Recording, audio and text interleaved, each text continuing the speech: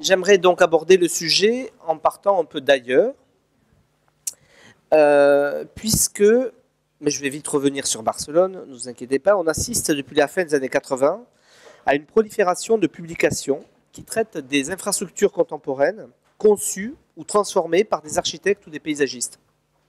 Donc ça, je vous montre les exemples les plus anciens, mais loin de s'essouffler, cette production éditoriale, qui est le reflet de la production architecturale des infrastructures, a plutôt tendance à s'accélérer ces dernières années. Et je vous montre comme ça quelques revues d'architecture récentes qui traitaient de cette question.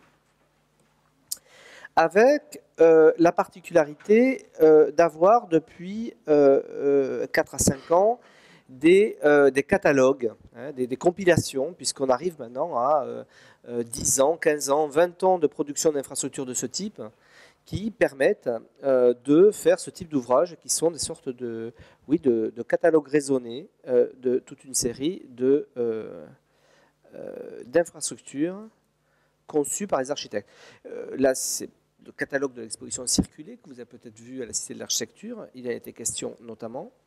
Mais je m'arrêterai sur celui que je considère comme le plus approfondi, le plus complet d'entre eux.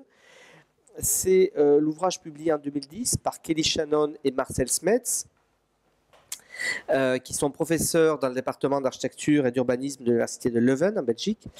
C'est un ouvrage bilan à partir d'un catalogue raisonné de plus de 70 projets de routes, d'autoroutes, de ponts, de gares, de passerelles, réalisés par des architectes ou des paysagistes depuis environ le milieu des années 90. Et à l'appui de cette sélection, les auteurs entendent montrer que, je le cite, le développement des infrastructures n'est pas une simple question technique à laisser aux planificateurs, aux ingénieurs et aux politiques, mais un champ transversal qui implique de multiples domaines et où le rôle des concepteurs est essentiel. Alors le terme anglais c'est designer, je l'ai traduit par le terme de concepteur. Et donc ils font de leur point de vue sur une analyse des besoins des métropoles et des territoires contemporains de plus en plus urbanisés, où la réalisation des grandes infrastructures se heurte souvent à un manque de foncier et à une résistance de la population qui est de plus en plus méfiante envers ce type d'aménagement. Voilà, il souligne également la complexité programmatique croissante de ces équipements qui requiert plus que jamais le dépassement des logiques sectorielles. Et donc les différents exemples sont, donc vous connaissez l'exemple du haut, j'imagine. Les différents exemples sélectionnés sont classés selon 4 grands thèmes. Le premier chapitre, c'est l'impact des réseaux de transport dans la structuration de l'urbanisation. Le second chapitre, c'est la présence physique de l'infrastructure. Puis, la perception du paysage environnant organisé par le mouvement. L'infrastructure comme espace public. Et c'est tout, 4e chapitre. Et chacun de ces thèmes est introduit par une relecture des précédents historiques qui postule la préexistence d'un savoir sur les voies et les infrastructures propres aux architectes et aux paysagistes. Autrement dit, à chaque fois, les auteurs disent, voilà, cette production particulière à laquelle on assiste depuis une vingtaine d'années, ce n'est que le retour d'un savoir propre à nos métiers, hein, qui avait un peu disparu au cours du XXe siècle, hein, mais qui s'inscrivent bien dans une longue histoire de ces pratiques-là. Alors, c'est précisément que je viens de consacrer ma thèse de doctorat à laquelle je fais allusion cette tradition, hein, supposée des architectes. Et je vous en montre juste quelques images, vous verrez pourquoi ça aura son importance à la fin de cette présentation. Donc en gros, je parcours dans ma thèse, qui est aussi l'enseignement que je dispense à l'école d'architecture de Marne-la-Vallée, les infrastructures romaines et leur réception dans la période classique, les plans d'embellissement du XVIIIe siècle, l'art des jardins, pittoresque en particulier, notamment à travers l'œuvre de Repton. Et puis, surtout la période qui précède l'avènement de l'automobile et la période également juste après, avec les études de Jenner qui déjà inventent, mettent au point le carrefour à voies superposées, qui également invente le carrefour giratoire. Et puis également toute une série, j'étudie toute une série de projets qui accompagnent l'émergence de l'automobile, comme ici un projet d'autoroute de Jacques Greber pour Marseille, qui ne sera pas réalisé, le triangle de Rocancourt de Robert Danis, qui s'inscrit dans le cadre du plan Prost pour la région parisienne, qui sera réalisé, lui, en partie.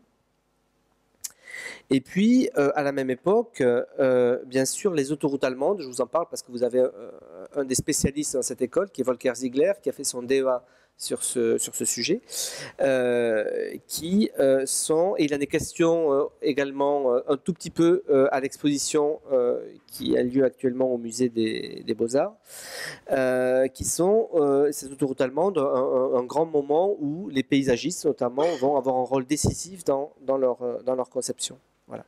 Et puis bien sûr, les travaux américains des années 60, comme ceux de Thunard dans Made America, ou bien les études de Lynch Appleyard, notamment ici The View from the Road. Voilà. Alors, un peu d'autopromotion. Fanny Lopez vous a parlé de la revue Marne, document d'architecture. Si je vous en parle, c'est pour vous dire que dans ce numéro 2, pour moi il n'y a que 2 numéros, vous avez non seulement un formidable article de Fanny Lopez, ici, elle m'a demandé de la mentionner, et accessoirement, vous avez, c'est aujourd'hui l'article le plus important, enfin le plus long que j'ai écrit sur cette question-là, qui est dessiner la voie pour l'automobile, ici. Et puis vous avez, au dos d'ailleurs de la revue Marne, un extrait, une perspective issue du plan Prost, qui est justement l'autoroute de l'Est. C'est l'autoroute qui part de Paris, qui passe à côté de l'école de Marne-la-Vallée pour venir jusqu'à Strasbourg. Enfin, qui était déjà comme ça préfiguré dans ces documents qui datent des années 30. Alors, je referme cette parenthèse pour la réouvrir à la fin de cet exposé.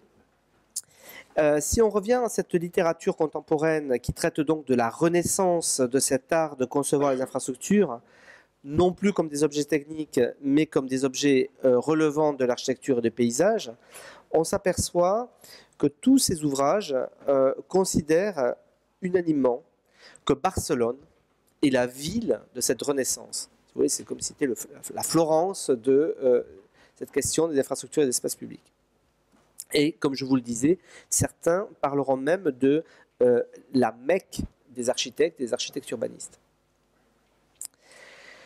Donc vous voyez ici par exemple ce numéro de projet urbain, les infrastructures comme architecture urbaine, et bien sûr un article principal rédigé par Christian de Villers, Barcelone, les infrastructures au service de la ville. Vous avez également ce dossier qu'avait écrit David Mangin dans la revue L'Architecture d'aujourd'hui, et même plus récemment, cette revue belge A+, qui consacre son numéro sur les infrastructures, et vous avez en couverture Bernardo de Sola, qui est l'un des principaux architectes de ces infrastructures barcelonaises. Encore aujourd'hui, un livre sur Barcelone qui accorde une large part à la question des infrastructures. Et puis, lorsqu'on regarde ces ouvrages récents que je vous ai montrés juste avant, on s'aperçoit qu'il y a encore aujourd'hui de très nombreuses réalisations citées en référence, qui sont des réalisations assez récentes, comme ici le projet de reconversion de la Gran Via à Barcelone. Voilà. Le travail sur la ronde littorale dans sa dernière section, ainsi que cette voie, ce viaduc de tramway qui dessert la zone portuaire de Barcelone, qui est de l'autre côté de Montjuïc. Voilà. Non, parce que je précise ça parce que certains considèrent qu'il y a eu un temps où on allait à Barcelone et qu'aujourd'hui, Barcelone n'est plus le laboratoire qu'il a été dans les années 80-90, et ce n'est pas tout à fait vrai. Enfin, vous ferez une idée par vous-même. Possiblement, la crise, bien sûr, va donner un coup de frein à tous ces travaux, mais on peut estimer que ce qui s'est initié dans les années 80 perdure largement jusqu'à nos jours. Alors, je vais donc essayer de vous expliquer pourquoi Barcelone. Qu'est-ce qui se passe à Barcelone pour que Barcelone apparaisse comme ce laboratoire où se conçoit de manière un peu exceptionnelle ces espaces publics, ces infrastructures. Alors, voilà à quoi ressemble Barcelone dans les années 70.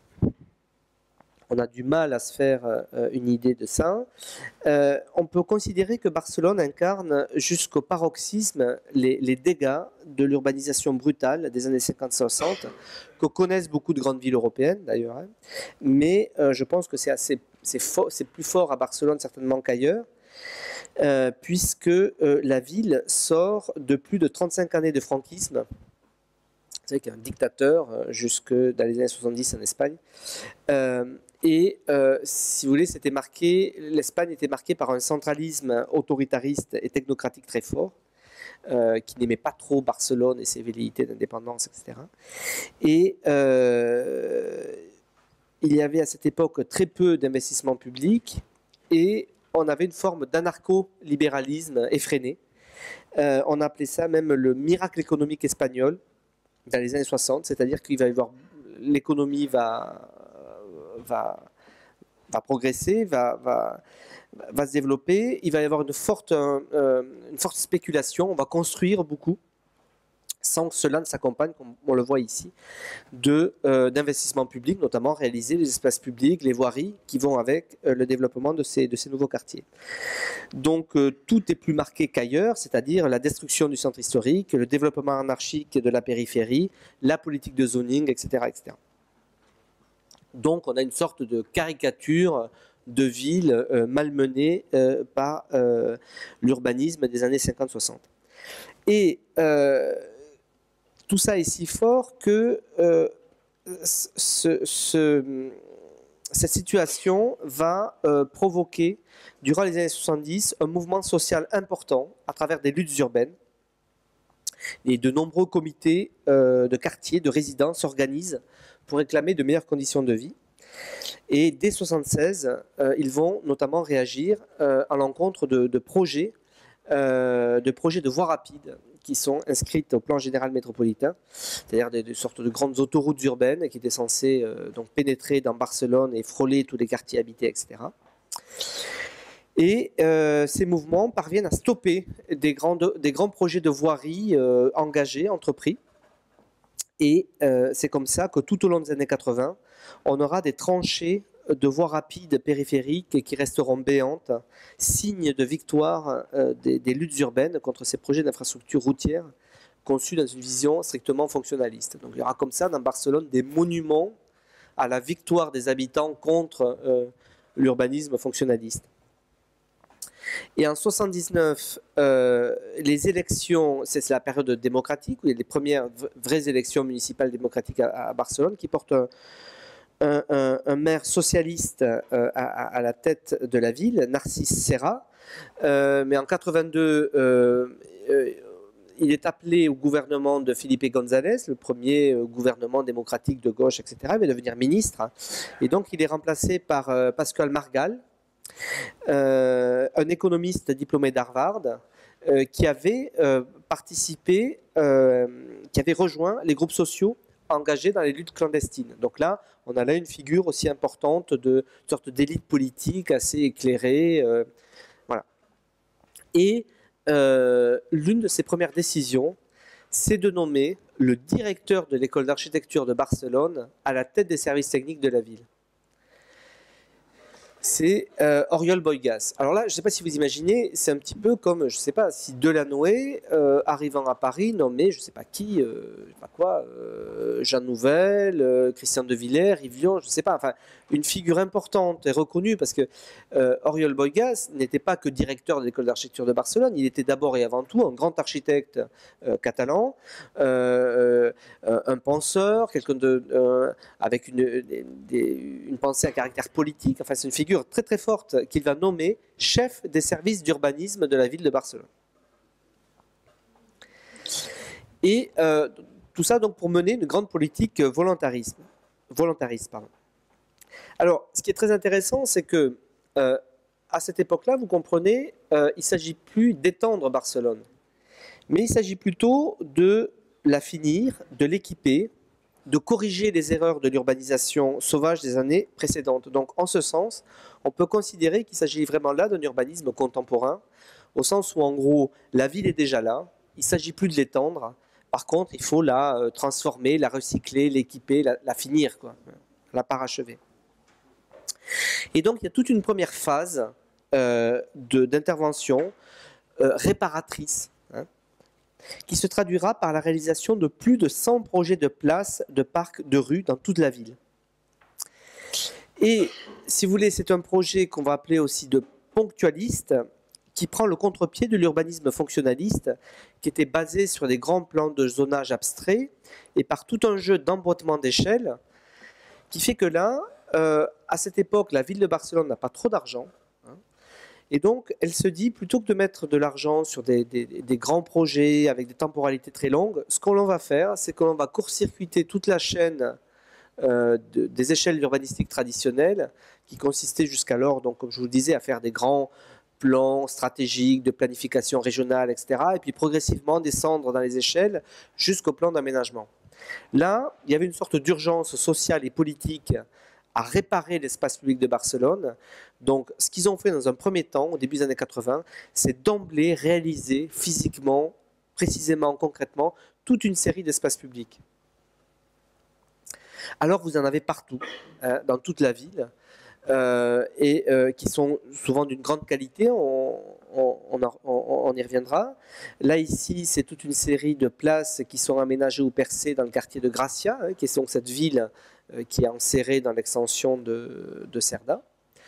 À cette époque-là, d'ailleurs, chose exceptionnelle à Barcelone, ça n'existe dans aucune ville du monde à cette époque-là, vous avez à destination des architectes des guides touristiques, mais au lieu d'avoir les monuments historiques, vous avez les projets d'espace public qui ont été faits durant les dernières années, avec le nom de l'architecte, la date, etc.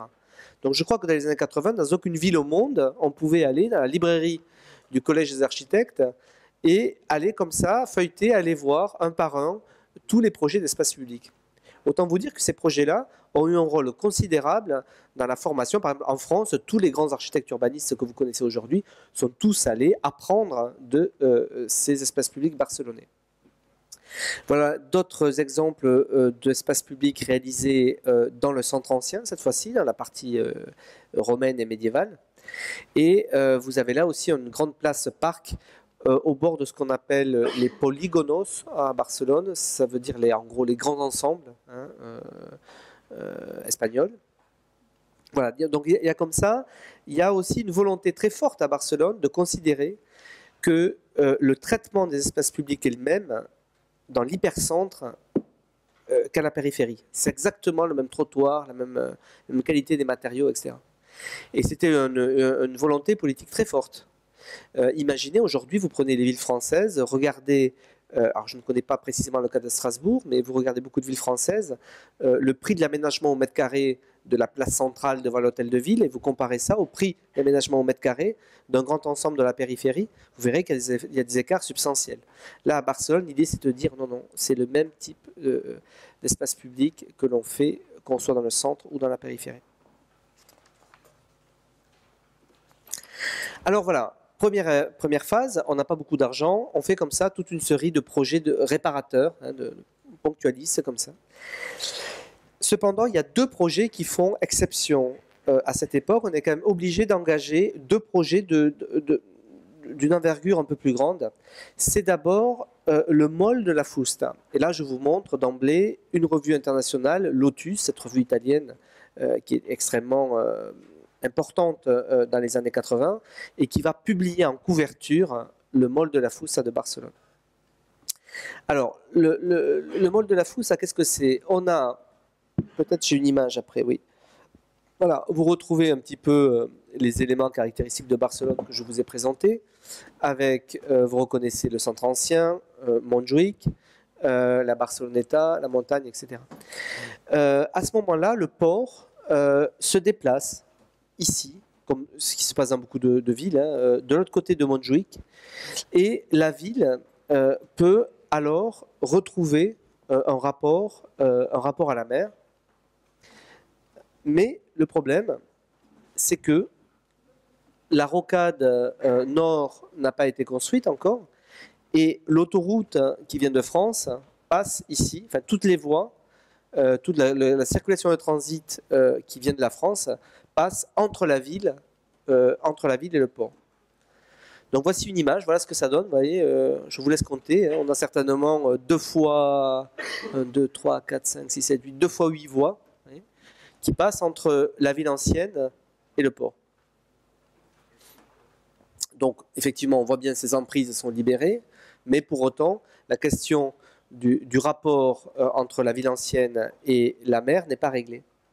Alors, dans un premier temps, les architectes, qui ont une place importante dans tous ces projets, on y reviendra, se disent, bon, on va traiter ça à la manière d'un boulevard, façon promenade des Anglais, vous voyez, on met des contre-allées, des passages piétons, des feux, etc. Sauf que les ingénieurs transport effectuent des calculs et voient bien que ça ne passera pas, quoi. C'est-à-dire qu'on n'arrivera pas à pouvoir digérer un flux important de voitures et sur le modèle d'une voirie urbaine classique. Et donc, le modèle autoroutier s'impose. On est dans le milieu des années 80 et à ce moment-là, le projet est confié à Manuel de Solá Morales qui va imaginer un projet qui, selon moi, à cette époque-là, est entièrement inédit. C'est-à-dire que d'accord, c'est une autoroute, donc a priori c'est un objet technique pur qui ne dialogue pas avec la ville. Pour autant, Manuel de Solá Morales va subordonner ce projet autoroutier à un projet urbain global. Avec cette coupe qui fonctionne à 2 niveaux, vous avez ici la ville ancienne, donc au trottoir, 2 fois une voie, une sorte de remblai central, 2 fois une voie bus, 2 fois une voie, et puis une promenade belvédère, une passerelle le quai, et en dessous, alors j'ai un zoom, voilà, c'est pratique, le fil qui s'accroche à la chaise. En dessous, vous voyez, vous avez en fait un parking souterrain qui est recouvert par la promenade belvédère. Vous avez l'autoroute ici, 2 fois 2 voies, donc une partie est à l'air libre, une partie est recouvert par cette dalle. Et puis, comme le port, malgré tout, conserve la propriété des quais, etc., il exige une voie de desserte portuaire autonome en plus. Alors, pour assurer la fin du franchissement, il y a ce système, donc, Manuel de Solá Morales propose ce système de pont-levis qui fait que les passerelles sont inutilisables seulement les fois où un convoi exceptionnel demande de les lever. Voilà. Donc c'est un système assez malin qui, aujourd'hui on dirait, ça fonctionne avec les temporalités de la vie. Etc. Enfin bon, voilà, là c'est un truc, je ne pense pas que ça s'exprimait dans ces termes à cette époque. Voilà. Donc, voilà ce que ça donne de plus près. Donc vous avez là ici une sorte d'avenue de boulevard maritime traditionnel. Puis voilà le mur qui supporte le bout de la dalle de la promenade. Là, on a une vue sur l'allée, la voie routière du port. Et puis la dernière partie qui est la partie au bord de l'eau.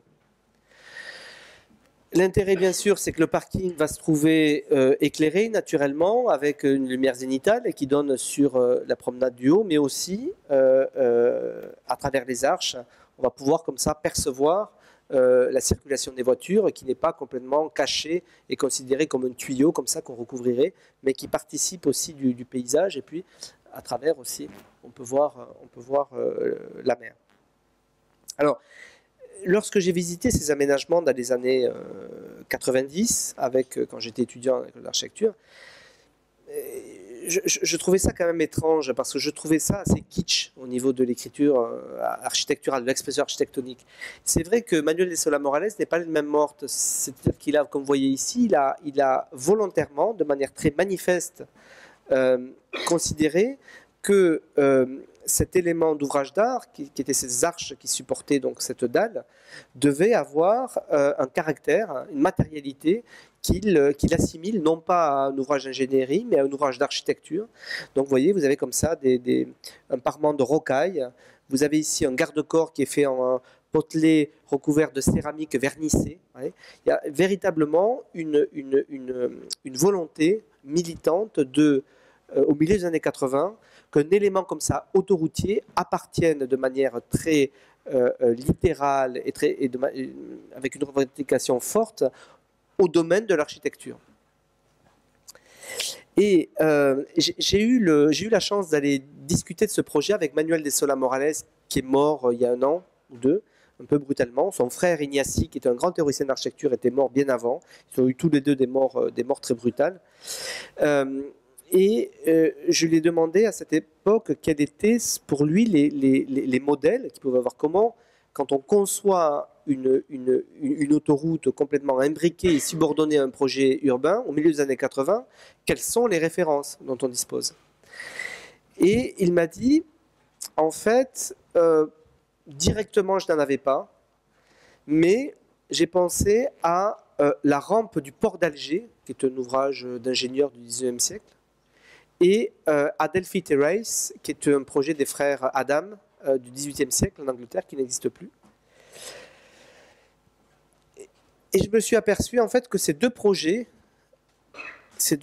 sont dans l'excursus de Collage City de Colin Rowe. Hein.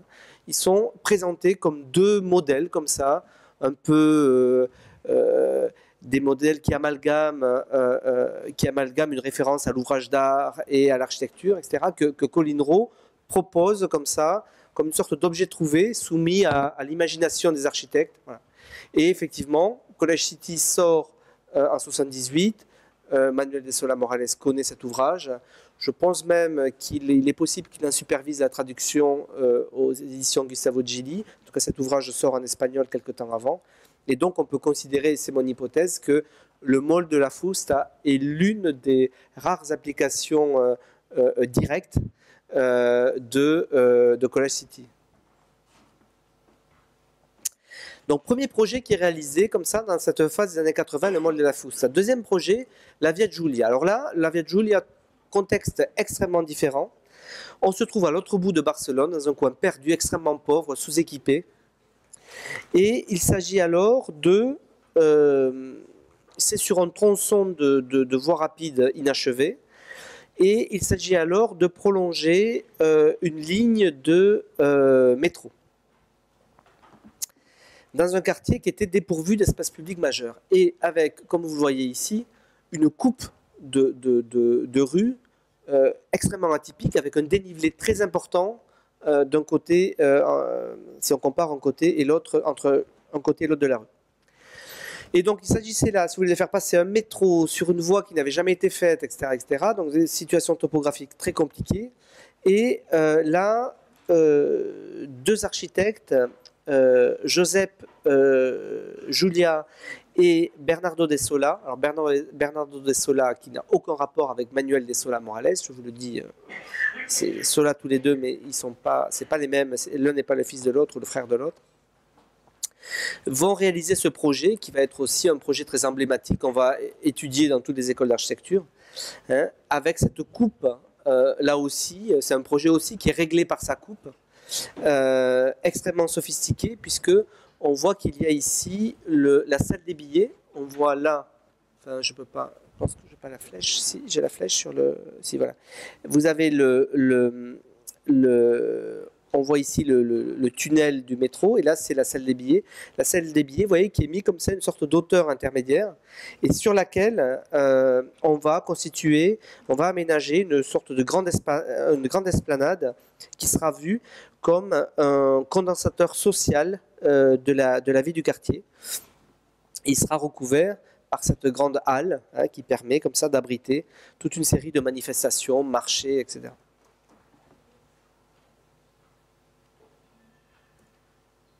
Voilà, quelques vues. Alors vous avez aussi cette coupe qui permet très subtilement d'ailleurs de faire une entrée dans la salle des billets qui est semi-enterrée, donc qui donne l'impression de rentrer presque au niveau du sol. On n'a pas l'effet de la trémie de l'escalier du métro qui descend dans les tréfonds. Vous voyez, on a cet effet-là.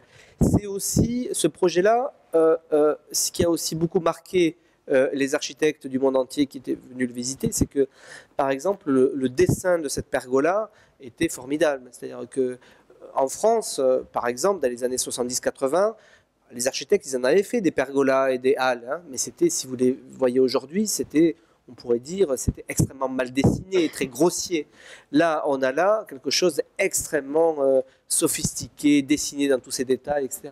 Une attention aux détails dans les années 80 qu'on ne connaît pas du tout en France et dans de nombreux pays. Où en France, on était, si vous voulez, pour vous dire un petit peu, on était en pleine époque banlieue 89, il s'agissait plutôt de donner du signe, du symbole, hein, du décor, etc. Là, les architectes espagnols ont gardé toujours un rapport à la matérialité et au construit extrêmement fort, et qui fait que ces réalisations, au-delà de leur caractère urbain, fascinent les architectes parce que c'est aussi des petits chefs-d'œuvre d'architecture. Voilà. Donc, ces deux projets d'infrastructure pilote permettent de montrer aux habitants qui s'étaient opposés à la construction des voies rapides des années 70 la nouvelle manière dont on pouvait résoudre les problèmes posés par la voirie contemporaine. Voilà. C'est-à-dire, voilà, il faut faire passer une autoroute, il faut prolonger le métro, etc. On peut, du coup, on peut faire des projets qui arrivent aussi à satisfaire les besoins des riverains, notamment. Voilà. Donc ça, c'était la première période de l'urbanisme de Barcelone. Et puis, à partir de 83, une deuxième phase commence. Alors 83, ça commence, donc les réalisations là sont réalisées souvent après 83, mais ça se superpose, si vous voulez, avec la décision de présenter Barcelone pour l'organisation des Jeux Olympiques de 92. Et donc là, on va à la fois poursuivre le travail sur des aménagements d'espaces publics précisément situés, mais à petite échelle, mais on va redéfinir un projet urbain à l'échelle de la métropole. Et en 87, va être connu le choix du comité des Jeux Olympiques, le choix de Barcelone pour l'organisation des Jeux Olympiques de 92. À partir de 87, les projets vont s'intensifier. Et entre-temps, c'est Joan Busquets qui succède à Boigas à la tête des services d'urbanisme de la ville. Joan Busquets qui aujourd'hui enseigne à Harvard et mène une carrière d'urbaniste international. Il intervient dans beaucoup de villes en France, notamment à Toulouse. Voilà. Alors, l'idée, c'est de développer un concept qu'ils appellent les aires de nouvelle centralité, qui s'appuie sur le constat qu'il existe à Barcelone, notamment à sa périphérie, une variété importante d'espaces vides, le plus souvent situés à proximité d'infrastructures génératrices de fortes nuisances, ou bien d'ensembles industriels, qui faisaient jusque-là obstacle à l'urbanisation. Et donc il s'agit d'intervenir sur ces délaissés pour en faire des aires de nouvelle centralité. Il faut savoir aussi que à cette époque à Barcelone, vous aviez un centre ancien assez dégradé et vous aviez cette partie-là de l'extension de Cerdà qui attirait la plupart des bureaux, de l'activité économique, etc. Donc vous aviez un territoire avec de très fortes disparités d'attractivité, quoi. Du coup, plus personne pouvait loger ici parce que les prix étaient très chers. Les autres endroits, c'était très dégradé. Donc, en termes de mixité sociale et programmatique, c'était pas tout à fait... les différences étaient très marquées. Et là, il s'agissait, à travers ces lieux repérés, pour être des lieux des Jeux Olympiques, mais aussi par la suite devenir des pôles sur lesquels allait se redévelopper la ville, avec cette idée que si vous voulez, la trame Cerdà avait ce mérite d'être isotrope, de venir comme ça étendre l'urbanité de Barcelone, mais dans les faits, ça ne s'était pas tout à fait opéré. Donc là, c'était véritablement profiter de cette grille Cerdà élargie pour venir effectivement redéployer les différentes centralités à Barcelone. Et puis bien sûr, il s'agissait de reprendre le programme autoroutier qui avait donc été stoppé en raison des luttes urbaines, et notamment de faire ce bouclage autoroutier nord qui s'appelle la Ronda de Dalt. Donc le problème, c'est que ce bouclage-là, il passait par la montagne, donc très compliqué à réaliser, et aussi la ville s'était agrandie, et donc ça demandait de traverser des quartiers, et souvent des quartiers pauvres. Voilà. Donc je vous en reparlerai. Alors, quelques points que vous visiterez peut-être de ces aires de nouvelle centralité. Le Val d'Hebron, dont le plan d'urbanisme a été fait par Édouard de Bru. C'est là où il y avait notamment les terrains de tir à l'arc. Ce qui est intéressant sur ce projet, c'est que, vous voyez, si on regarde les courbes de niveau, pour la première fois à Barcelone, la question de l'espace public de la voirie ne va pas se faire forcément en référence aux rues orthogonales de la ville ancienne ou de la ville classique, mais les voies viennent plutôt épouser les courbes de niveau et les anciens ravins. Et donc on a là le vocabulaire d'une voie qui ne doit plus rien au vocabulaire urbain traditionnel, mais plutôt qui se rapproche des voies paysagères, type parkway, etc. Voilà. Et on a aussi une sorte de voirie qui n'est plus définie par l'alignement bâti, mais qui acquiert son autonomie infrastructurelle, couplé avec tout un jeu de terrasses et de nivellement assez sophistiqué. Et voilà un petit peu ce que ça donne lorsqu'on s'y promène. Avec là ici des sculptures d'Oldenburg qui sont posées comme ça, comme des éléments un peu singuliers.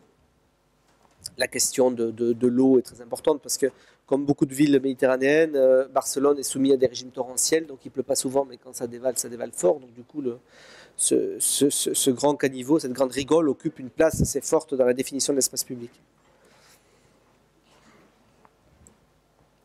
Voilà, ici un petit parking à mi-pente comme ça, avec l'utilisation, vous voyez par exemple ici des glissières de sécurité comme un élément du vocabulaire qui se décline aussi à l'échelle du petit garde-corps pour les piétons.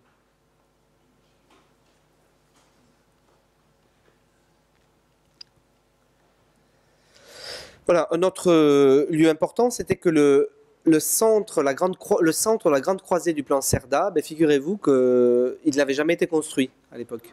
C'était resté une sorte de no man's land. Et donc là, l'idée est de venir créer un lieu qui était extraordinaire. Je dis été parce que quand vous allez à Barcelone, vous allez voir, ce lieu n'existe plus.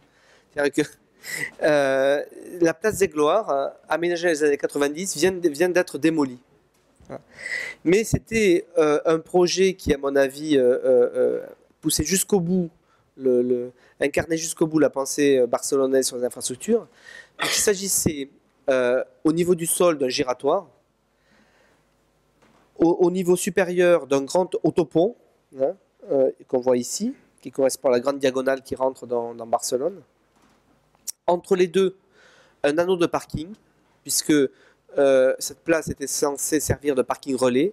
On déposait la voiture, et puis on prenait le métro, puisqu'il y a aussi une station de métro, et au milieu, ils avaient créé un jardin. Vous voyez, donc c'était vraiment la combinaison programmatique très forte dans un échangeur, là où dans les années 50 et 60, bien sûr, on s'attachait plutôt à séparer, éloigner les programmes les uns des autres. Là, au contraire, on va essayer de les combiner dans une même figure.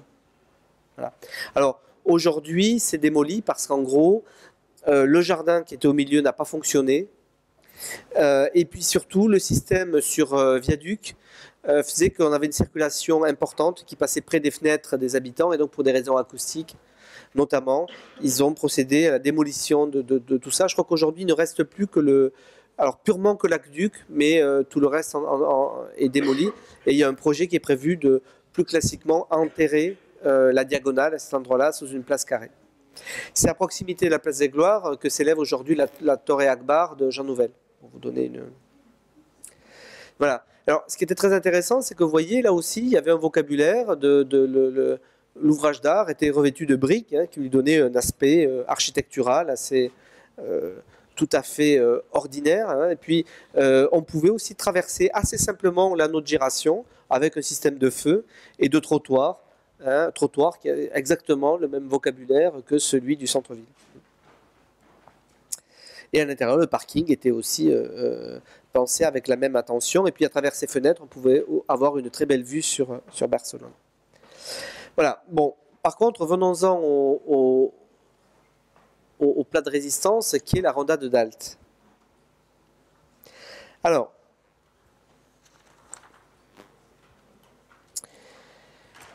l'ensemble du projet de la Ronda de Dalt, qui se fait de 89 à 92, alors qui se fait un peu au pas de course en 3 ans, hein, une rocade en 3 ans, vous imaginez un petit peu.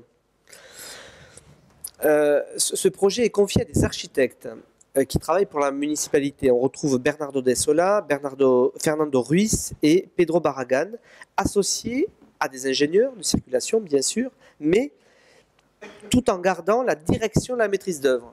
C'est-à-dire que pour cette autoroute, ils ont appliqué ce qui prévaut dans la réalisation d'architecture ordinaire. Je ne sais pas, quand vous réalisez, si vous êtes architecte ou vous réalisez un hôpital, vous entourez toute une série d'ingénieurs, de bureaux d'études, etc. Néanmoins, vous dirigez la maîtrise d'œuvre. Donc là, ils ont fait la même chose pour une autoroute. C'est-à-dire c'est les architectes qui étaient à la tête de la maîtrise d'œuvre et qui comprenaient les ingénieurs.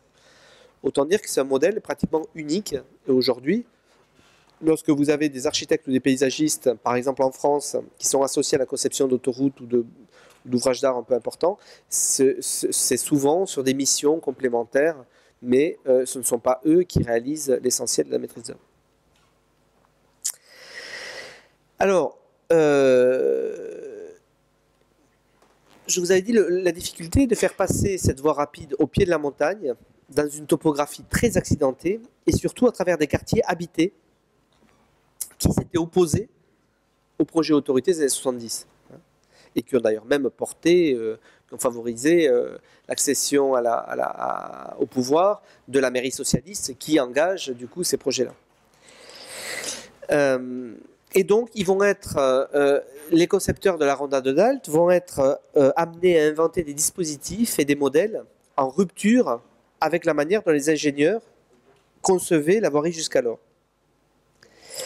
Et la population est associée à la réflexion, de nouvelles techniques sont définies et de nouveaux dispositifs sont inventés. Alors par exemple, la fréquence des échangeurs. La logique autoritaire classique raisonne de la manière suivante. Dit par exemple, on va mettre un échangeur tous les 500 mètres. Hein, l'échangeur, c'est l'endroit où le flux de l'autoroute rejoint le flux de la voirie ordinaire. Bon, là, ils ont dit non, on va raisonner différemment. On va considérer que cette voie de transit qui passe au bord des quartiers, pour les habitants, pour beaucoup, ça sera une nuisance. Mais il faut qu'ils soient les premiers bénéficiaires de cette infrastructure globale. Il faut que les premiers bénéficiaires en termes d'accès et de réseau, ce soient les habitants. Du coup, ils vont produire ce type de cartes qui vont montrer l'accessibilité de chaque point d'échange. Et c'est comme ça, par une étude très fine du réseau viaire local, que va être déterminée la position des échangeurs de l'autoroute. Et au final, on va arriver à environ 4 échangeurs par kilomètre, soit pratiquement le double qu'habituellement.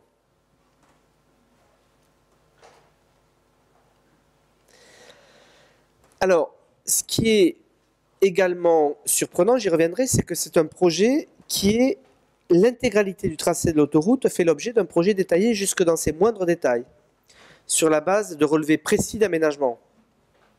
J'y reviendrai. Ce qui permet d'effectuer un travail comme celui-ci. Là, vous avez en grisé les échangeurs qui étaient prévus dans les années 70, là où les ingénieurs trafic se donnaient à cœur joie pour dessiner des grandes plates de spaghettis, vous voyez, très dispendieux en place, etc. Donc là, les architectes vont mettre au point des dispositifs routiers beaucoup plus compacts, entièrement déduits et subordonnés par la tramviaire existante qui est représentée sur leur fond de plan. Vous imaginez un fond de plan comme ça, avec parcellaire bâti et courbe de niveau, qu'on ne voit pas trop aussi un petit peu. Sachez qu'aujourd'hui, il y a très peu de villes oui, il y a très peu de villes qui conçoivent leurs espaces publics avec des fonds de plan comme ça. Ce qui peut vous paraître, vous, ordinaire pour un architecte qui construit un bâtiment, c'est d'avoir un fond de plan parcellaire, bâti, courbe de niveau. À l'époque, et même encore aujourd'hui, ça ne se fait quasiment jamais lorsqu'il s'agit de concevoir des infrastructures, a fortiori des infrastructures lourdes, hein, où on a vaguement des relevés topographiques, tout ça sur ordinateur, mais on n'a pas cette vision comme ça, fine, au 2 millième, etc. Donc, ça permet, vous voyez, par exemple, de dessiner jusqu'au raccord avec les rues existantes, de voir d'ailleurs quelle est la partie du foncier qu'on récupère par rapport au projet antérieur. Et avec un dessin comme ça, vous avez par exemple aussi dans le même dessin quelques hypothèses d'emprise de bâtiments qui pourraient être construits sur l'emprise récupérée avec ce profil optimisé. Et ce dessin montre également à chaque fois les coupes en travers, hein, de cette urbanisation, et vous avez un profil en long. Voyez, avec une conception autoroutière qui comme ça va très loin dans le raccord avec le tissu urbain environnant. Et puis il y a cette coupe assez extraordinaire, c'est-à-dire un travail en coupe qui est différent à chaque endroit, à chaque régulièrement la ronda de Dalt change de section. Alors il y a une règle qui est de chaque fois faire suivre l'autoroute de contre-allées qui desservent les quartiers environnants. Et lorsqu'on n'a pas la place, les contre-allées sont mises sur des systèmes de consoles comme ça, ce qui au final fait d'ailleurs une protection acoustique assez bonne, à défaut de pouvoir tout recouvrir. Sur la question de la couverture, la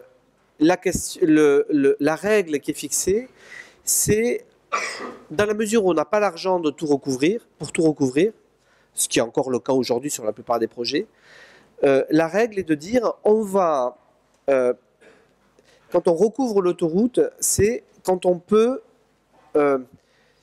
c'est quand le quartier a besoin d'autres équipements et il faut que la couverture soit l'occasion de répondre à ces besoins. Et au final, les Barcelonais racontent, alors je ne suis pas allé vérifier, que la portion de la ronda de Dalt qui est couverte en majorité, c'est celle qui traverse les quartiers pauvres. À la différence par exemple du périph' parisien où il est davantage couvert, historiquement, dans sa partie ouest. Donc plutôt, qui dessert plutôt les quartiers riches. Alors, pour justement marquer le registre d'appartenance de la rocade, son registre d'appartenance à la ville, on décide de planter une rangée de palmiers sur la bande séparatrice, ce qui est une aberration au regard des règles de l'ingénierie routière, puisque c'est extrêmement accidentogène. Venir mettre comme ça un obstacle en dur, puisque les ingénieurs considèrent d'aller planter comme un obstacle en dur, venir mettre cet aliment de palmiers au milieu de la voie est quelque chose de complètement inhabituel, quoi, hein, voilà. C'est même hérétique au regard des critères habituels.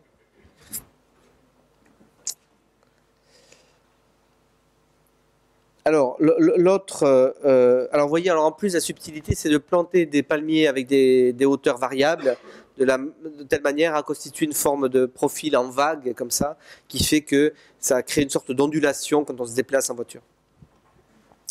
L'autre hérésie, c'est, ils y sont allés carrément, c'est supprimer la bande d'arrêt d'urgence. Parce qu'effectivement, des fois, pour se faufiler dans ces quartiers déjà construits, il fallait faire des concessions, et donc, voilà, on a considéré qu'il n'y avait pas de bande d'arrêt d'urgence. Et l'autre fois, j'ai pris l'avion, je me suis retrouvé à côté d'un Barcelonais qui m'a raconté ce que c'était que tomber en panne sur la ronda de Dalt.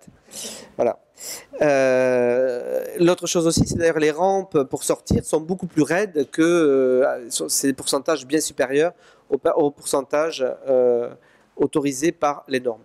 Il se trouve qu'ils ont bénéficié là de 3 ans, donc ils étaient dans l'urgence, c'était la ville de Barcelone qui était maître d'ouvrage, et donc la question des normes, ils ont pu s'en affranchir en grande partie, parce que c'était porté politiquement, etc. Voilà donc le type de profil que l'on obtient. Là c'est une photo de Basilico, à peu près du même endroit, simplement pas prise sous le même angle, qui fait que même si la rondade de dalle n'est pas couverte. Ce travail très fin sur les profils permet de rendre le rapport entre les deux rives extrêmement fort, quoi. Il n'y a pas une rupture qui paraît complètement insurmontable. Alors vous avez là, si vous voulez aller vous promener au bord de la rondade de dalle, ce que vous ne manquerez pas de faire. Moi j'aime beaucoup cet endroit. Oups là, enfin, ça devait arriver. J'aime beaucoup cet endroit-là, qui n'est pas un échangeur, mais qui est une placette qui permet de franchir la tranchée de la rocade, ici. Et donc c'est un endroit extrêmement ordinaire de la rondade de Dalt, vu depuis le bas, voyez, on voit bien comment le projet va dessiner ce garde-corps ici, ce mur, cet emmarchement, ce trottoir, le carrefour lui-même jusqu'au raccord avec les quartiers du haut. Voici ici l'image inverse en contre-plongée. Vous avez là, alors, bien sûr, j'avais étudié ce carrefour quand j'avais fait mon livre sur les ronds-points. Vous me demandez, mais qu'est-ce que tu conseilles de mettre au milieu des ronds-points? Mais là, j'ai voyé, c'est très bien. On ne met rien du tout. On crée un vide, un oculus qui est clair, en l'occurrence, la rocade qui est en dessous. Ce qui m'intéresse aussi beaucoup dans cette réalisation, c'est qu'on voit comment s'opère magnifiquement le dialogue entre la forme routière et la forme urbaine. C'est-à-dire que le cercle, on comprend qu'il est utile pour la gération des voitures. En revanche, il devient un peu ennuyeux lorsqu'il s'agit après de le faire correspondre à des formes urbaines. Alors la mauvaise solution étant d'imaginer un alignement bâti circulaire autour, mais à un moment donné, la figure du cercle, il faut s'en défaire. Et là, c'est extrêmement bien résolu. Vous voyez, c'est un cercle inscrit dans une figure orthogonale, hein, qui assure après parfaitement les raccords avec le reste de la tramviaire de Barcelone. Et voyez aussi, je vous le signale une fois de plus, le détail de trottoir en pierre qui est exactement du même modèle, sur le même modèle que celui qu'on retrouve partout dans Barcelone. Et donc vous voyez ici le même projet, le même dessin, hein, qui va à la fois dessiner la trémie autoroutière, positionner les palmiers et va faire comme ça jusqu'au au calcul du pas d'âne qui permet, vous voyez ici, là, qui permet ici de monter jusqu'au quartier, aux quartiers qui sont sur la montagne. Avec, vous voyez, la poubelle, qui est la poubelle de Barcelone, qu'on va retrouver là. Enfin, oui.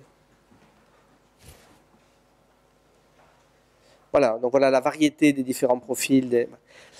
Cette image est très évocatrice, puisqu'on voit là, dans une première partie, le projet autoroutier tel qu'il avait été commencé sur des formats et des typologies propres aux années 60 et 70, vous voyez, avec des choses extrêmement largement dimensionnées. Vous voyez à partir d'ici et tout le haut de l'image comment tout ça est recalé sur un dessin beaucoup plus précis.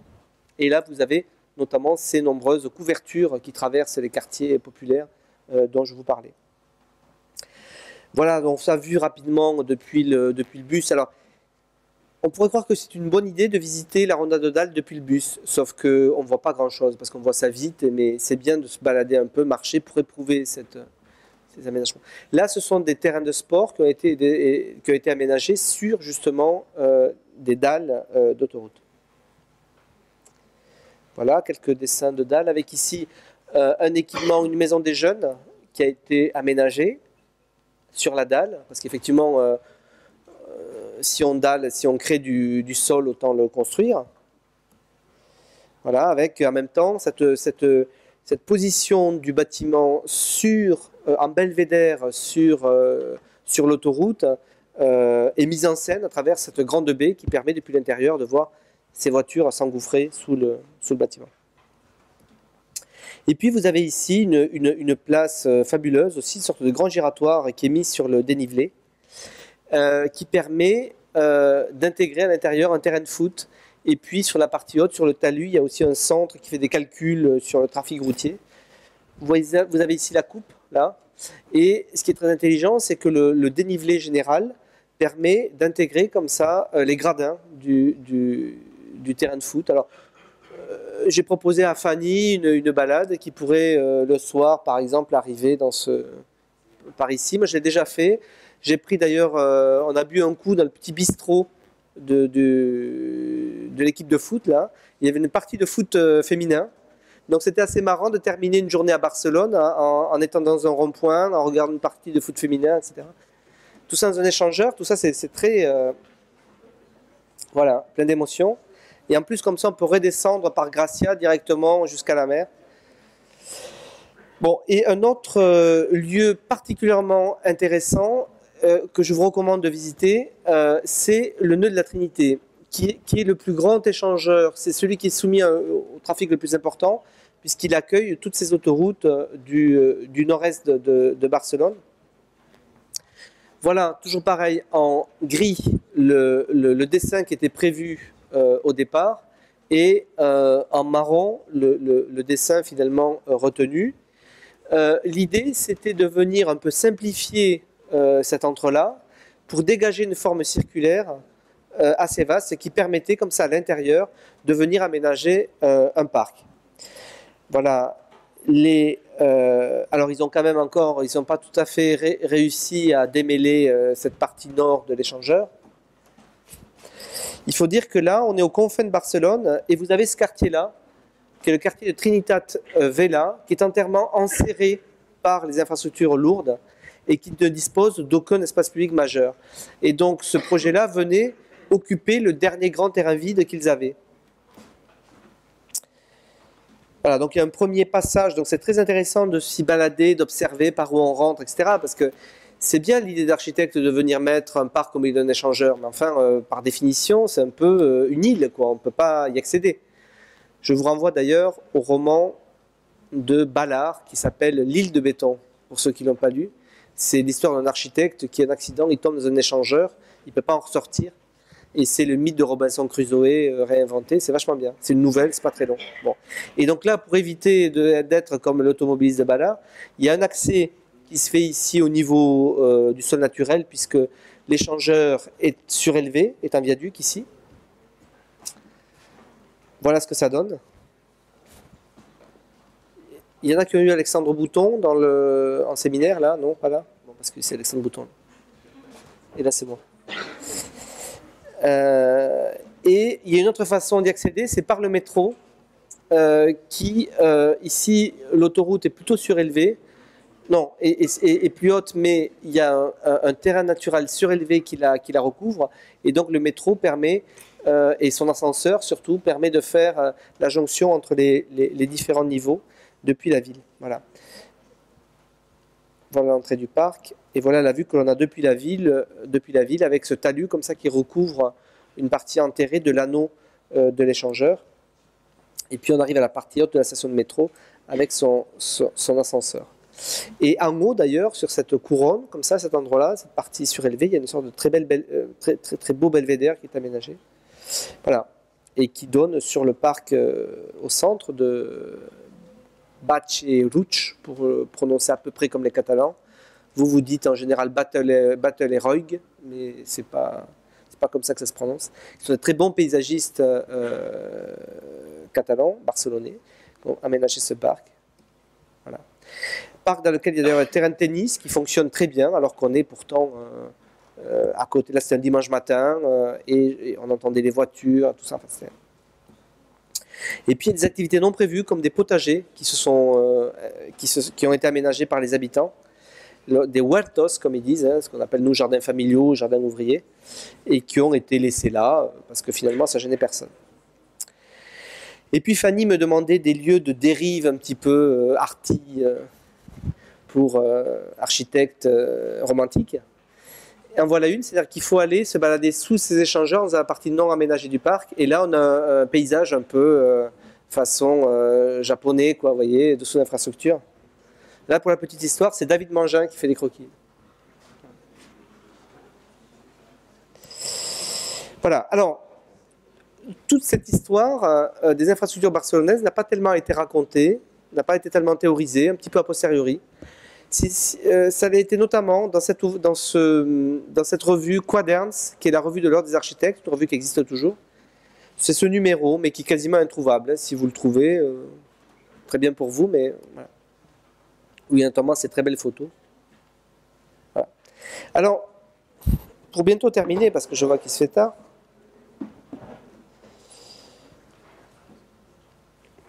Alors, on a beaucoup glosé sur pourquoi ça s'est passé à Barcelone, tout ça, parce que je ne vous ai pas encore dit pourquoi ça s'est passé à Barcelone. Alors, on dit bien sûr, notamment ce livre explique le modèle de Barcelone, puisque ça a correspondu à un contexte bien précis, qu'il y a des croissances économiques, stabilité politique, fort investissement public, municipaux, étatiques et surtout européens. Donc tout ça, ça représentait un moment un peu singulier. Mais si on veut comprendre les raisons spécifiques et profondes du cas barcelonais, il faut aller un peu plus loin en s'intéressant à la manière dont ont été conçues ces infrastructures. Ces infrastructures, comme je vous le disais, ont été construites par une jeune génération d'architectes qui occupaient au sein des services de la ville une position hégémonique dans la conception et la maîtrise d'œuvre de tous ces projets, et qui les a même conduits à revendiquer le statut d'auteur. C'est-à-dire, ils disent, mais nous, on est les auteurs de ces infrastructures et on les signe. Il y en a assez de ces ouvrages d'art qui sont faits par des techniciens qui ne signent pas, parce qu'en gros, c'est l'expertise technique, c'est la responsabilité de personne, etc. On s'efface derrière. Non, non, nous, on signe comme ça. Si c'est pas bien, on saura qui c'est. Si c'est bien, on saura qui c'est. Voilà. Et par exemple, Bernardo de Sola, que vous voyez là, voyez ce qu'il écrit à ce propos. Il a été interrogé il n'y a pas très longtemps.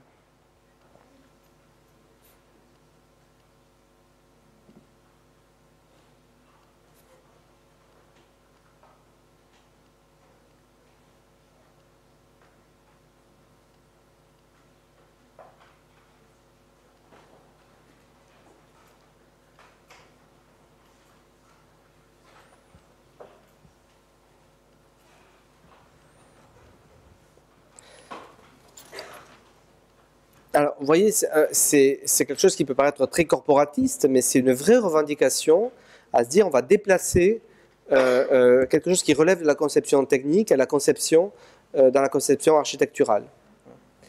Alors, tout ça est en grande partie l'héritier d'un séminaire qu'il y a eu à Barcelone, sur les voies de Barcelone en mai 84. Et qu'on appelait le séminaire de Sarrià, puisqu'il était dans le quartier de Sarrià à Barcelone. 84, vous vous souvenez, c'est avant toute cette grande histoire. Hein, c'est au moment où on avait commencé le Mall de la Fusta et la Via Giulia. Donc il s'agissait, pour les services de l'urbanisme, sous la houlette des architectes, d'organiser le bilan critique d'une série d'expériences afin de dégager des bases référentielles et méthodologiques communes aux différents corps professionnels qui pourraient être appliquées au projet à venir. C'est-à-dire, on dit on met architectes et ingénieurs autour de la table et on va discuter de la manière dont on va concevoir ensemble les infrastructures. Et donc, les contributeurs à ce séminaire se sont accordés sur un certain nombre d'idées. Par exemple, que la voie ne soit plus considérée comme la simple réponse mécaniste issue de l'ingénierie circulatoire. Et il y a même à l'époque des personnes, des ingénieurs qui disaient de toute façon, hein, nos calculs, tout ça, c'est quand même très relatif, c'est quand même très empirique, et c'est pas parce qu'on vous amène des calculs que c'est un gage de scientificité et de sérieux. Donc il y avait même dans ce séminaire-là une critique faite par les ingénieurs de la circulation eux-mêmes sur, en gros, voilà, prenez un petit peu avec distance ce que produit l'ingénierie circulatoire. Et à ce moment-là, il a été convenu que la voie n'est plus simplement la barre d'un graphe, parce que vous savez, souvent ce qui se passe, c'est que vous avez l'ingénieur trafic qui vous compte le nombre de véhicules jour, le nombre de véhicules en heure de pointe, et donc vous avez la voie qui s'épaissit, comme ça, c'est des graphiques qui réduisent la voie à la représentation de la circulation qu'elle accueille. Donc ça, on dit, ce n'est pas que la barre d'un graphe, mais c'est une forme construite, c'est un objet culturel, c'est une architecture de la ville. Ils emploient même le terme directement issu d'Aldo Rossi, hein, l'architecture de la ville. Et donc, sa morphologie n'est plus seulement déterminée par des données relatives au trafic, mais aussi par différents éléments contextuels, comme par exemple la capacité qu'a une voie de répondre aux besoins les plus divers des quartiers traversés, et notamment sa capacité de répondre aux quartiers défavorisés par la création d'équipements, la requalification d'espaces publics, des enclavements, etc. Et donc, au-delà de ces grands principes, le séminaire de Sarrià va chercher aussi à trouver des outils et des méthodes pour concevoir ces infrastructures, ces voies, et des outils partageables par les différents corps professionnels. Et donc, une idée, c'est de dire, on va représenter. Donc, on fait des dessins au 2 000e du projet Vierre au sein du quartier dans lequel il s'inscrit. Donc ça, c'est bien sûr l'outil de l'architecte qui est imposé à l'ingénieur, sauf que, si on a un petit peu de mémoire, on se souvient que les ingénieurs, à l'origine, la formation des ingénieurs des ponts et chaussées, par exemple, c'est d'abord une formation à la cartographie, puisqu'il s'agissait à l'époque de dessiner le territoire et les infrastructures avant de les réaliser. Donc on pourrait considérer, pour dépasser la lutte corporatiste, que c'est finalement rappeler aux ingénieurs quelle était leur formation initiale, celle qui associait fortement la question de la représentation et du dessin. Et puis, il y a une méthode extrêmement judicieuse qui est de dire, bon, pour se mettre d'accord sur la bonne manière de faire, on va non pas procéder par des calculs qui aboutiraient au final au dessin et au bon dimensionnement, on va procéder au contraire de manière itérative, c'est-à-dire qu'on va se faire un catalogue de sections de voies déjà réalisées. C'est-à-dire dans Barcelone, ils dessinent, avec ce type de dessin-là, plan et coupe de toute une série de voiries existantes. Ça a l'avantage que, effectivement, les ingénieurs peuvent aller voir si ça fonctionne en termes de circulation, etc. Mais les architectes peuvent aller aussi évaluer si la manière dont telle ou telle coupe de voie répond à des questions de paysage, de proportion, de support d'usage des riverains, etc., etc. Et donc, à partir de ce corpus de situations mesurables et comparables, observables dans la ville de Barcelone, on a pu, comme ça, ils ont pu mesurer la pertinence ou l'efficacité de différentes configurations suivant des critères extrêmement divers et ceux qui n'étaient pas également paramétrables dans une équation mathématique.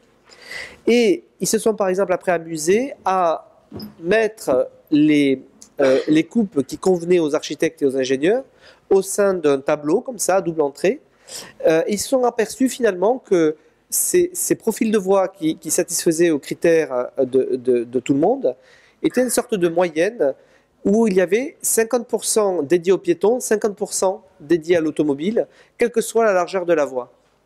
Et du coup, ils ont déduit une règle complètement empirique, comme ça, déduite de l'expérience, qui est de dire, ben, toutes nos voies, on va appliquer la règle du 50-50.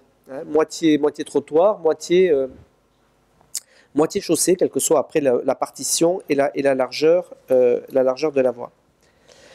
Voilà. Mais, et je terminerai là-dessus, cette doctrine, suivie au séminaire de Sarria, était largement dominée et organisée par les architectes. Et on peut considérer également que c'est la mise en pratique du savoir spécifique qui était dispensé à l'école de Barcelone à partir des années 70.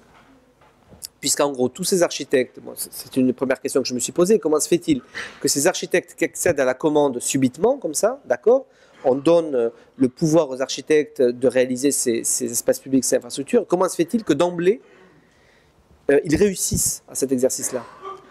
Je vous prends un exemple, les villes nouvelles françaises dans les années 70-80 confient beaucoup de choses à des architectes, y compris l'espace public. Sauf que ça donne rarement des réalisations qui tiennent le coup jusqu'à nos jours. Voilà.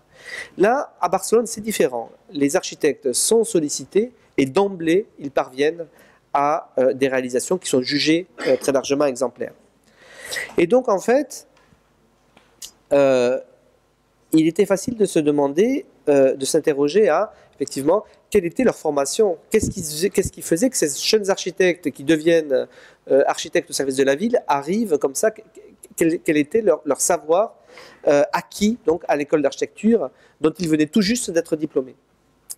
Et en fin de compte, tout l'enseignement de l'urbanisme à l'école de Barcelone a été refondé à partir des années 70 par Manuel de Solà Morales, cet architecte qui va réaliser le monde de la Fusta.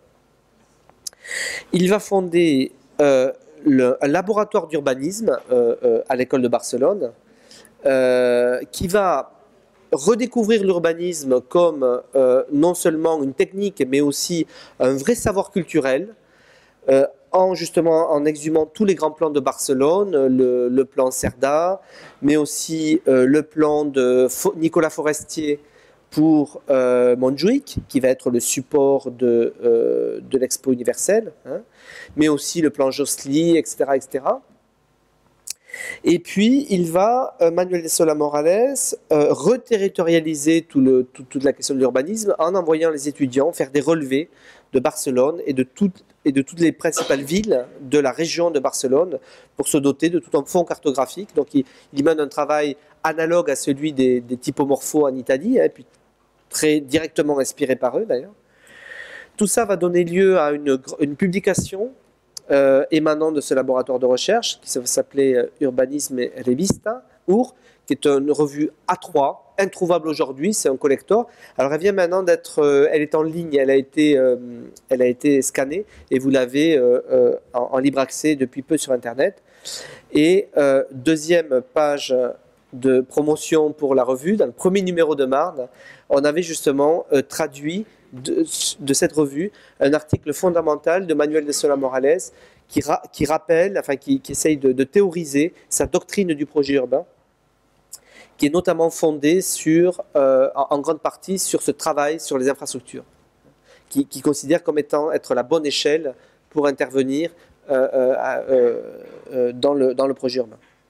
Voilà. Et puis, grâce à David Mangin, j'ai pu récupérer le polycope des TD qui accompagnaient les cours de Sola Morales. Ce polycope là, c'est les TD de 78 à 82. Donc vous voyez précisément les TD qu'ont eu les architectes qui deviendront les concepteurs des infrastructures de Barcelone. Et vous voyez que la couverture de ce... Est-ce que vous reconnaissez qu'est-ce qu'il y a en couverture de ce polycope? Tiens. Est-ce que quelqu'un sait? Parce que je dis habituellement, ça, c'est des projets que les Français ne connaissaient pas à cette époque, mais je me dis que peut-être ils ne le connaissent pas toujours aujourd'hui. Personne ne connaît? Bon, je vous donne la réponse. C'est quelqu'un là? Non, alors c'est pas, ça aurait pu être ça. Ça ressemble au close anglais d'Unwin, sauf que c'est la version américaine par Clarence Stein, qui a conçu Radburn, qui est la cité-jardin pour l'automobile. Hein, donc c'est un peu le même système, mais vous voyez, avec l'automobile donc dilatée, avec les branchies comme ça qui viennent se raccorder au parking des pavillons. Et donc Stein a fait un ouvrage d'urbanisme assez important à cette époque. Il théorise tout ce savoir des cités-jardins passées par les États-Unis. Et quelque chose de, alors pour vous dire, absolument méconnu par les enseignants des écoles d'architecture françaises au même moment. Et après, aujourd'hui, les écoles d'architecture françaises, on me fait signe qu'il faut que je me presse. J'ai presque fini. Premier cours de ce TD destiné à des architectes de deuxième ou troisième année, dessiner une route. Dessiner une route. Dessiner une route avec une topographie en coupe, en plan, longitudinal, etc. etc. Voilà. Et un exercice consistait à prendre le parc Güell, à ne pas dire que c'était le parc Güell, garder la topographie, et donner le programme de la voie qui est censée desservir ce parc et les étudier. Une des solutions était du coup de retrouver le tracé du parc Güell. Voilà. Voilà. Et puis au même moment, Manuel de Sola Morales est directeur de collection chez Gustavo Gili, qui est la maison d'édition qui existe toujours de livres d'architecture, et va faire traduire en espagnol l'un des rares ouvrages qui existent à cette époque sur le dessin des routes et de l'espace public. Et aussi cet ouvrage-là, d'un Italien, ouvrage très peu connu en Italie, mais qui va être beaucoup plus connu du coup dans sa tradition, dans sa traduction espagnole, et qui va rassembler, comme vous le voyez, toute une série de références, les travaux des Américains des années 60, les routes romaines, les allées des jardins pittoresques anglais, le plan obus, etc. Bref, si vous voulez, toute une série tout le savoir disciplinaire de l'architecte qui va être remobilisé à cette occasion. Et du coup, et ça sera ma conclusion, on peut s'amuser à interpréter les réalisations qui vont se faire dans les années 80 et 90 à Barcelone comme finalement la résurgence effectivement de ce savoir oublié des architectes et des paysagistes sur la question des infrastructures. Voilà, je vous remercie.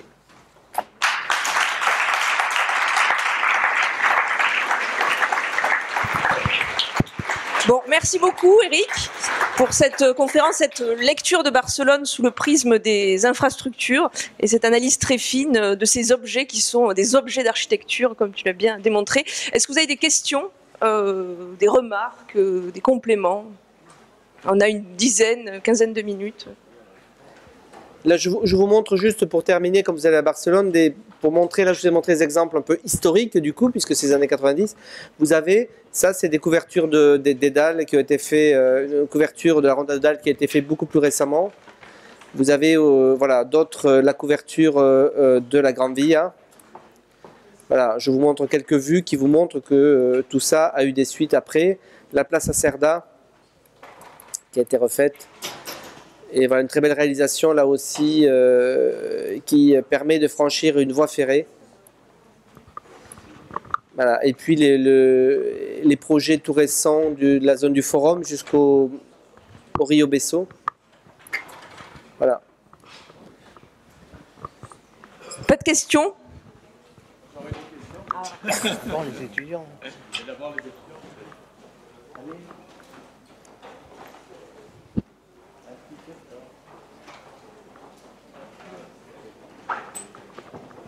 Alors, pas de questions? Bon, après, quand on est de retour de Barcelone, il y aura peut-être plein de questions de nouveau.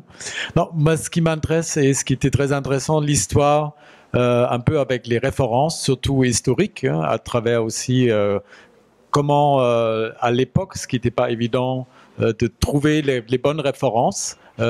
Et aujourd'hui, ce que je me demande, et on a vu à la fin maintenant un défilé des images, est-ce que cette, je dirais, culture qu'on a, est-ce qu'on a encore maintenant rajouté une couche? Est-ce qu'on est encore au-delà de ce qu'on a pu faire dans les années 80, 90?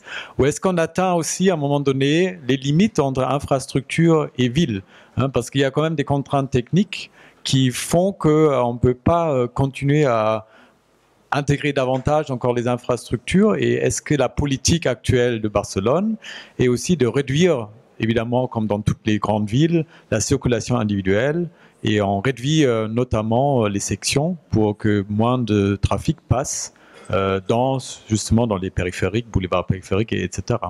Et je ne sais pas si c'est une question, Ouais, on peut trouver une réponse. Effectivement, mais... c'était à l'époque, il n'y avait pas de politique, il n'y avait pas une politique des mobilités comme on pourrait l'entendre aujourd'hui et qui serait souhaitable d'ailleurs. Hein. Mais ce qui est intéressant, à mon avis, dans cette pratique, c'est que ça déplace un petit peu la question. C'est-à-dire que dès lors qu'on considère que le travail sur la voie est complètement la déduction de la mobilité, là, effectivement, dès que la mobilité change, il faudrait changer l'infrastructure.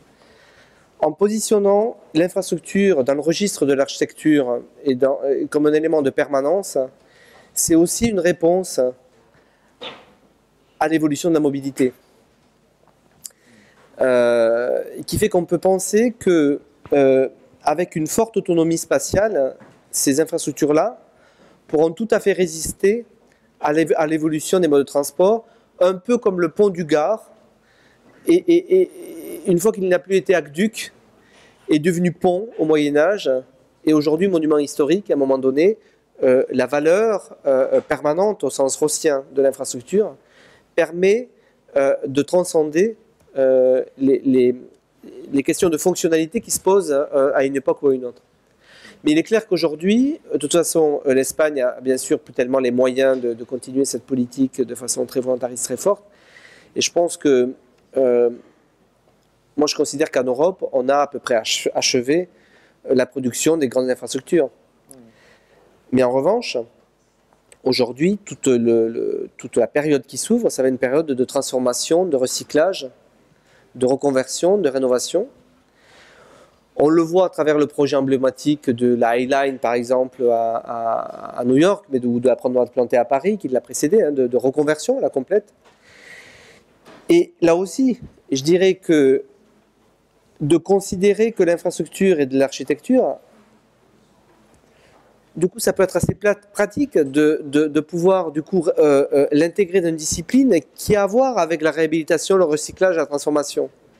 Là où le milieu de la technique connaît plutôt l'obsolescence, le remplacement, etc., etc. Donc je pense que voilà, je pense qu'on va plutôt être dans une période de réparation-transformation où cette conception de l'infrastructure comme architecture sera plus que jamais utile pour penser ces changements. Et d'ailleurs, j'ai relu il n'y a pas très longtemps, je vous invite à le lire pour ceux qui lisent l'anglais, qui trouveront le livre. On parle beaucoup de Kevin Lynch dans ses écrits des années 60, l'image de la cité, etc.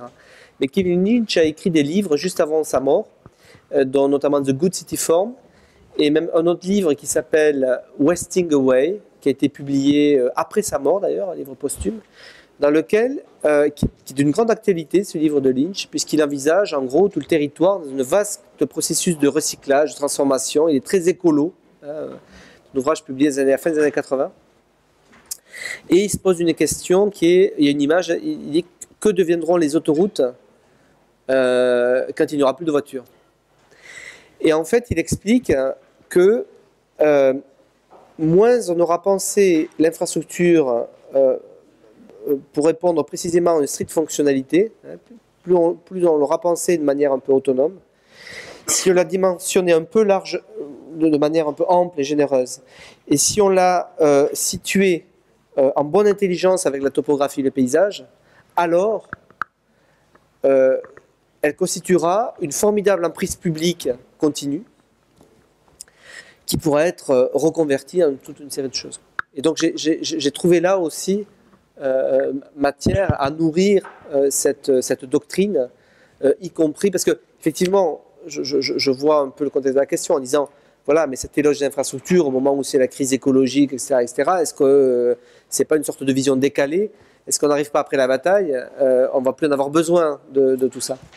Mais justement, je pense que s'il ne s'agit que de recycler, reconvertir, transformer, je pense que cette vision-là nous sera encore plus utile. Oui. Je mettrai un petit bémol quand même à ce que tu viens de dire. Je suis d'accord, bien sûr, que là où il y a, je dirais, une espèce de convergence entre l'urbain et l'infrastructure, on sent qu'effectivement il y a cette volonté de reconquérir, etc., parce qu'il y a les enjeux fonciers qui font qu'on a intérêt à valoriser ces terrains-là. Mais moi, je suis quand même frappé, malgré tout, y compris d'ailleurs, par exemple en Allemagne, qui est pourtant extrêmement à la pointe sur les questions écologiques, etc.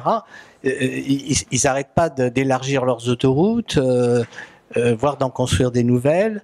À Copenhague, le nouveau quartier dit écologique, c'est un truc avec des boulevards de 2 fois 5 voies, etc. Enfin, je crois qu'il ne faut pas aller trop vite sur cette idée de victoire de l'architecte qui pourrait maintenant effectivement faire penser un peu mieux les infrastructures. Je pense qu'il y a des forces toujours puissantes sur une façon de voir effectivement l'infrastructure et qui se fiche du territoire, qui se fiche du lieu, etc.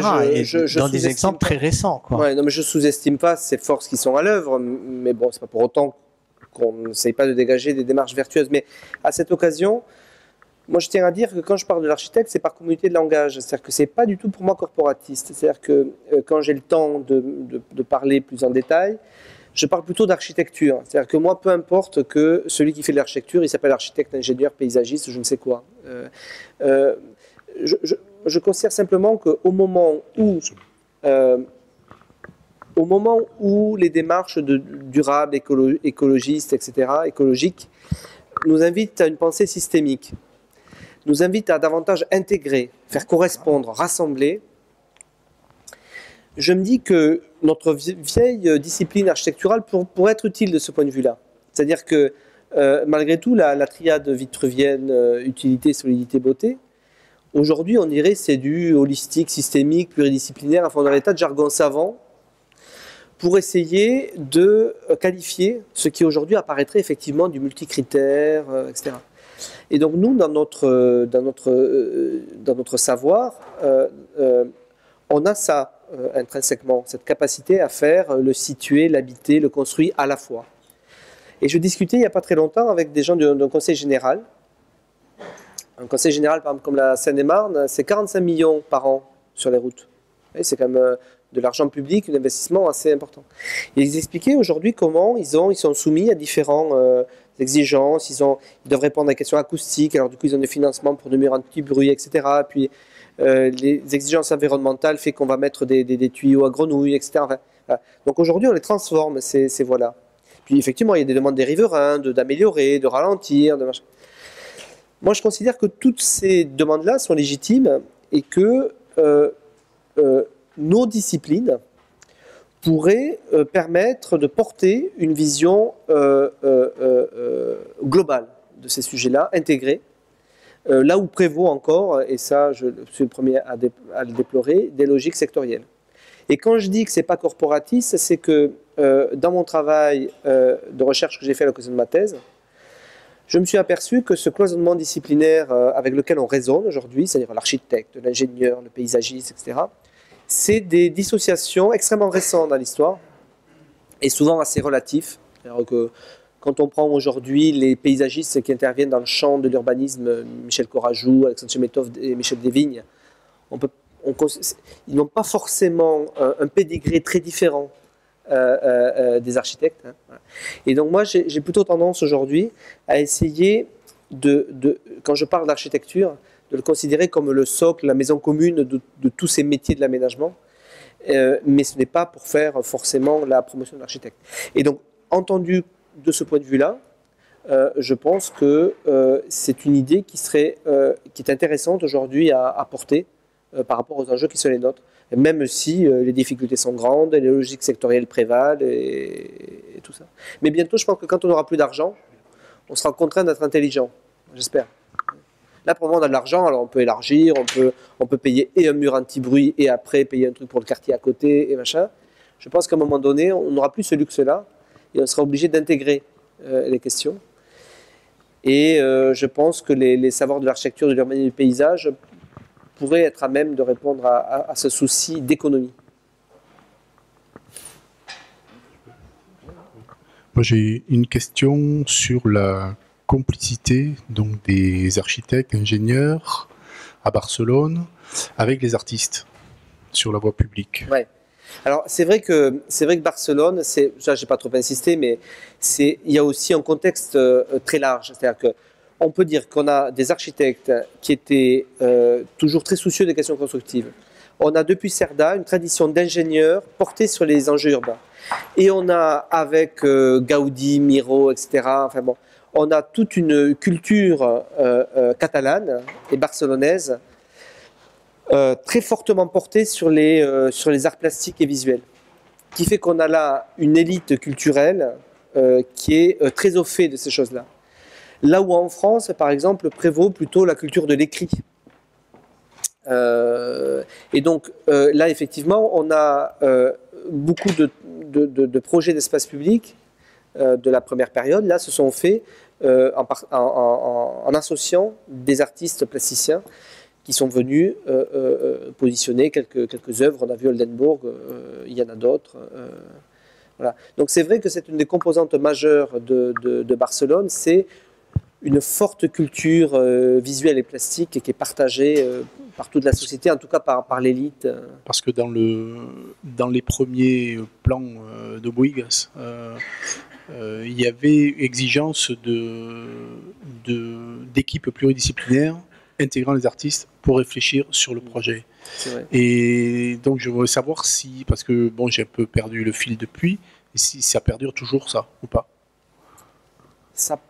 Et où est-ce qu'on peut le savoir? Est-ce qu'il y a des publications là-dessus? Alors, j'ai le souvenir que dans ces premières publications dont je parlais au début, qui font le catalogue un petit peu des espaces publics, il y avait effectivement à chaque fois le nom de l'architecte ou des architectes, c'est souvent deux, et le nom du plasticien, qui avait chaque fois minusculture, etc.